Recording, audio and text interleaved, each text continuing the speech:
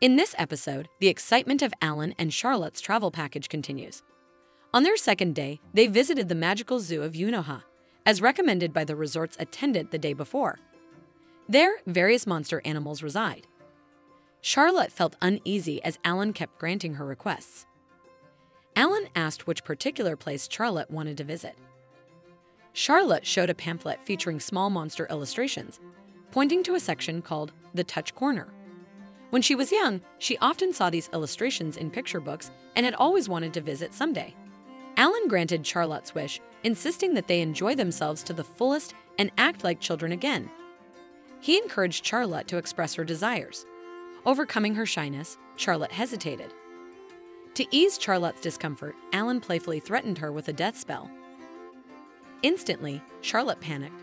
She quickly asked to buy 2 cat-eared headbands and requested that Alan wear one as well. Even though Alan wasn't fond of such childish things, he agreed to wear it. They headed to the Touch Corner. There, they encountered various adorable and endearing creatures.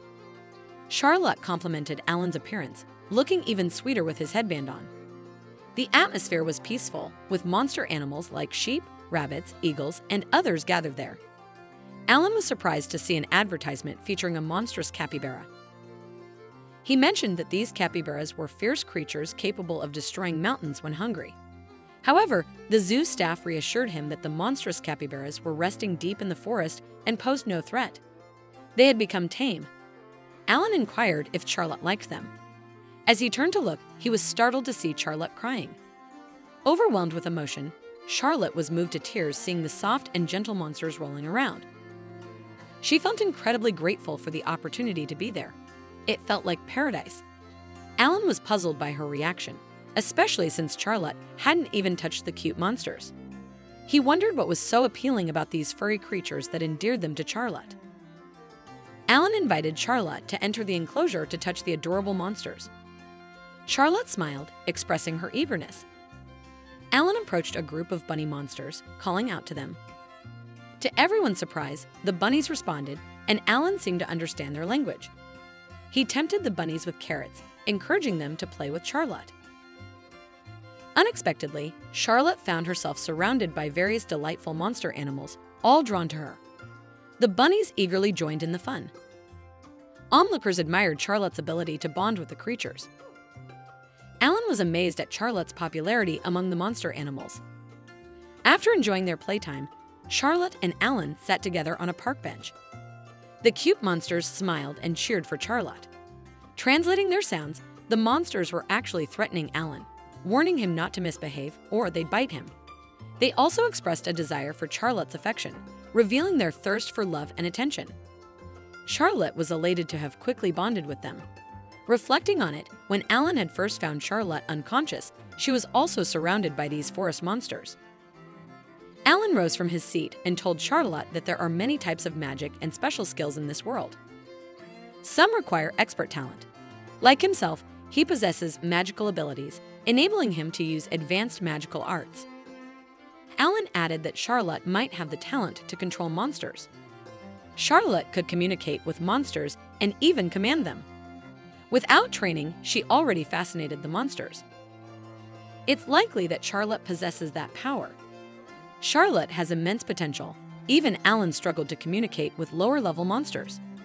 He recalled a group of swindlers in the town who also easily obeyed Charlotte. Skilled monster handlers can control high-level monsters like Fenrir, and to this day, no human has achieved that. Suddenly, a zoo worker approached them. It seemed like an emergency was unfolding. The worker sought Alan and Charlotte's help, having seen them interact with monsters before, viewing them as monster handlers. The 3 of them approached a group of workers gathered around. The head of the magical zoo immediately recognized Alan, hailing from the Crawford family. He heavily relied on Alan and Charlotte. They were ushered into a closed room where an injured Fenrir lay. Fenrir was separated from its pack and was covered in wounds from hunters' attacks. Now, Fenrir's existence was endangered. Harming or killing them would lead to imprisonment. Their fur and bones were valuable for crafting high-quality magical tools, leading to continuous wild hunting. This was the first time the zoo was caring for Fenrir, making it challenging since no one could communicate with it. Alan tried to communicate, but Fenrir went berserk. Even the zoo staff couldn't handle it. Another zoo worker entered, suggesting that Fenrir's mother might be approaching. Despite using disappearance magic, the mother could still locate her child. This indicated that the mother's magic level was even higher. Considering Fenrir had inhabited the area for centuries, it was special not just because of its rarity, but also because its magic was pure. If Fenrir lived past 100 years, its power could devastate an entire city. The situation was dire. Returning the injured Fenrir might not be a good idea, as the mother might think the people here had harmed her child. The injured Fenrir posed a threat, especially if released and seen by its mother. Alan decided to confront the mother, but the staff believed his decision was reckless and perilous. Alan urged the staff to evacuate the visitors. He tried to persuade Charlotte to leave, but she refused. Charlotte pleaded with Alan to let her try to communicate with the young Fenrir, which worried him. She promised to flee if things got dangerous. One worker trusted her since he had seen Charlotte surrounded by small monsters earlier. The other staff remained skeptical, as those monsters had been tamed, unlike Fenrir, a dangerous creature. Alan weighed her request. Initially, Charlotte would obey if Alan prohibited something. She seemed like a puppet when they first met. Now, she wanted to fight for the greater good. Alan granted her permission, asking Charlotte to persuade the young Fenrir to accept treatment.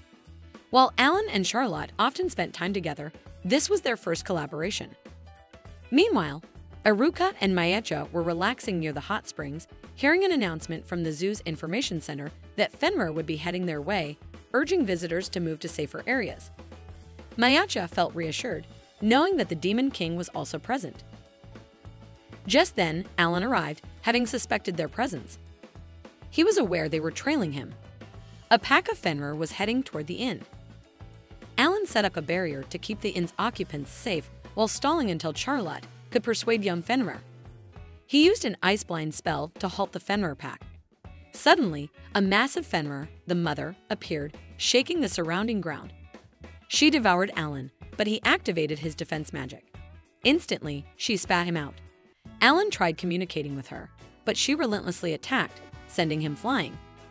Attempting to communicate proved futile. Alan intended to use magic to subdue her. Suddenly, a hellish capybara approached, advising him to reconsider harming the mother Fenrir, as it would prevent the mother and young Fenrir from reuniting. This capybara, named Gosetsu, had been watching over him. Gosetsu had actually wanted to help Charlotte when she fainted in the forest. He planned to assist Charlotte in avenging and destroying the Niels kingdom, the kingdom that had caused her suffering. Gosetsu wanted to raze everything to the ground, creating mountains of corpses and rivers of blood. He viewed Alan as a hindrance, leading Charlotte astray. Thus, for Charlotte's safety, Gosetsu aimed to eliminate Alan. Alan stated he also wished to avenge Charlotte but awaited her decision. Gosetsu had orchestrated the Fenrir pack's arrival. Alan and Gosetsu fought fiercely, with Gosetsu finally dispelling the ice blind spell on the Fenrir and spreading rumors that Alan had kidnapped the young Fenrir. The Fenrir pack prepared to attack Alan, but suddenly, monsters arrived with Charlotte and the now-healed young Fenrir. Alan was proud of Charlotte's reliability. The cute monsters escorted Charlotte, concerned for her well-being. Charlotte effortlessly understood their language, whereas Alan, after 6 months of study, still struggled. With proper training from Alan, Charlotte could become an exceptional monster handler. The young Fenrir approached its mother and conversed. Alan asked Charlotte about their discussion. Charlotte revealed that the mother Fenrir mistook Alan for a kidnapper, with Gosetsu being the one spreading the lies. Gosetsu yelled at Charlotte to leave Alan and turn to him, continuing to defame Alan. However, Charlotte refuted him, crediting Alan for bringing peace to her life and seeing him as her anchor. She warned Gosetsu against speaking ill of Alan. Blushing, Alan overheard her declaration. Enraged, Gosetsu attempted to force Charlotte away, but Alan intervened. They engaged in a heated battle, culminating in a powerful blow from Alan that left Gosetsu defeated. Approaching Gosetsu, Alan healed him. Gosetsu praised Alan's prowess, remarking on the evident love between Alan and Charlotte, indicated by their matching cat-eared headbands. Blushing, Alan turned to Charlotte. The resort staff expressed gratitude to Alan and Charlotte for saving Fenrir. Charlotte felt she had merely communicated, crediting the zoo staff for the healing. However, Alan urged Charlotte to take pride, emphasizing the peace achieved through her efforts. Charlotte smiled, finding the journey enriching and filled with valuable experiences. The resort staff prepared a horse-drawn carriage, and Charlotte expressed her gratitude for the hospitality. Suddenly, the Fenrir pack approached Charlotte. The resort workers were thrilled to see the Fenrir up close. The young Fenrir whispered something to Charlotte. Before Alan could respond, Mayacha and Aluka arrived, capturing the hunter. Charlotte was surprised to see them. Recalling Alan's instructions to catch the hunter they encountered at the resort, she questioned their presence. Stammering, Mayacha explained it was merely a coincidence. The captured hunter turned out to be part of a scamming group from the town. Alan reprimanded them by letting them be playthings for the Fenrir, ensuring they were shielded by a protective aura.